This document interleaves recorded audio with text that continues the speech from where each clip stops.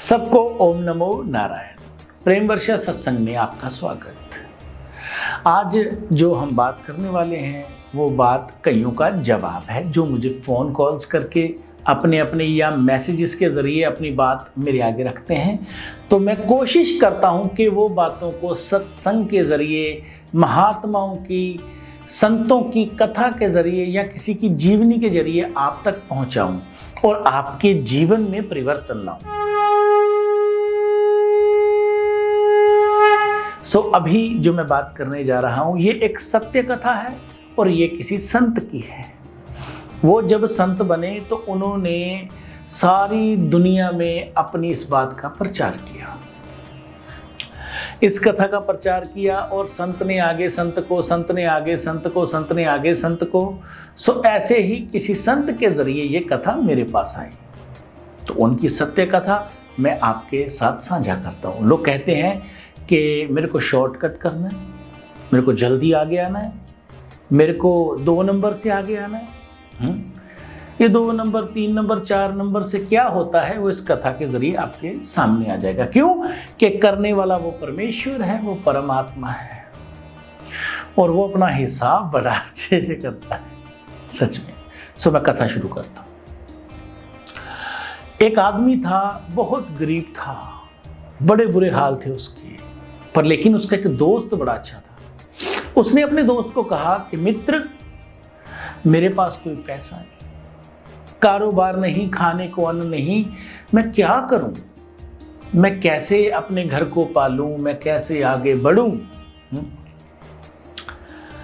तो ऐसा करने से, ऐसा कहने से उसके दोस्त ने कहा कि भाई, और ये प्राचीन बात है, ये बात जरूर याद रखिएगा कि भाई मेरे पिता ने, दादा परदादाओं ने जो जोड़ रखा है, मेरे पास 1000 रुपए हैं। उस वक्त का 1000 जो है ना वो लखपति के बराबर था।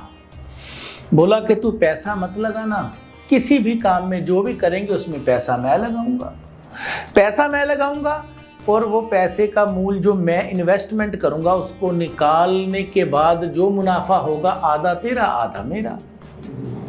बात तय हो गई, प्राचीन बात। और दोनों ने अपना नगर छोड़ा, अपना नगर छोड़कर किसी और नगर में गए, कारोबार किया और इतना काम किया, इतनी भगवान ने सुनी कि उस वक्त, उस प्राचीन काल में, उस पुराने समय में उन्होंने 1 लाख रुपया कमा लिया। जब हिसाब किया तो 1 लाख रुपया निकला, यानी कि करोड़ों रुपए कमा लिए उस वक्त के। तो दोनों दोस्त बैठकर बात कर रहे हैं कि 1000 रुपया निकालकर जितना है उन्होंने आधा आधा कर लिया। आधा आधा करने के बाद क्या हुआ, जब आधा आधा कर लिया तो दोनों वापस अपने नगर की ओर निकले, अपने गांव की ओर निकले। तब होटल का युग तो था नहीं, होटल तो नहीं होते थे तब।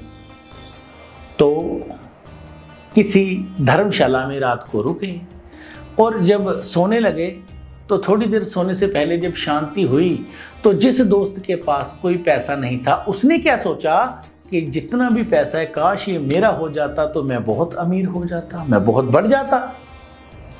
जब ये बातचीत हुई उसके दिमाग में ये बात आई, उसने रात्रि को अपने ही दोस्त को दूध में विष दे दिया, दोस्त मर गया। मरने के बाद उसने दोस्त का संस्कार किया, संस्कार करके उसकी अस्थियों को लेकर वो अपने गांव आया। अपने गांव आया तो क्या आया, पहले उसके ही घर गया और जाकर कहा, रोया, कुरलाया, डरामा किया, जो कर सकता था वो किया उसने।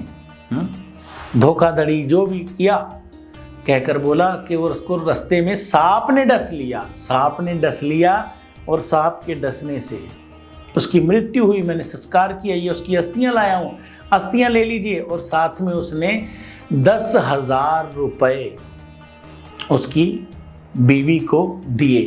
बोले ये इसके हिस्से की कमाई थी, हमने 20,000 कमाया था। और 10,000 से किसी को शंका भी नहीं हुई। बोले कि जो 10,000 रुपया यानी कि इतना पैसा वापिस दे रहा है या हमें दे रहा है, वो ऐसा गलत काम क्यों करेगा? अगर करना होता तो हमें 1 रुपया भी नहीं देता। तब कौन सा कोई बहुत एडवांस युग था। ये बात हुई, जब ये बात हुई तो अपने घर आ गया और दुकानें, प्रॉपर्टी और कई चीजें बनाता गया, अमीर होता गया, बहुत अमीर हो गया वो। जब बहुत अमीर हुआ तो शादी हुई, शादी होने से फिर बच्चा भी हुआ, बच्चा धीरे धीरे बड़ा हुआ। बड़ा होते होते एक दिन उसने स्कूल खत्म करके कॉलेज में गया। जब कॉलेज में गया तो वो बच्चा बीमार पड़ने लगा, बीमार हो गया वो बच्चा। जब बीमार हुआ तो उसके पिता ने, कोई दुनिया का ऐसा हॉस्पिटल था ही नहीं जो छोड़ दिया, कोई ऐसा वैद्य डॉक्टर था ही नहीं जो छोड़ा, हर एक के पास लेके गया, लेकिन दवाइयाँ मिलती, बच्चा ठीक नहीं होता। बड़ा दुख हुआ, बड़ा दुख हुआ, बड़ा दुख हुआ। अभी क्या करें भाई, गुरुओं से भी झाड़ फूक लगवाई, अरदासें करवाई, मिन्नतियाँ की, बिनतियाँ की, लेकिन बात नहीं बनी। और जैसे उसने दुकानें, कोठियाँ ये सब बनाई, बंगले बनाए, ऐसे ही धीरे धीरे धीरे वो खत्म होते गए। खत्म होते होते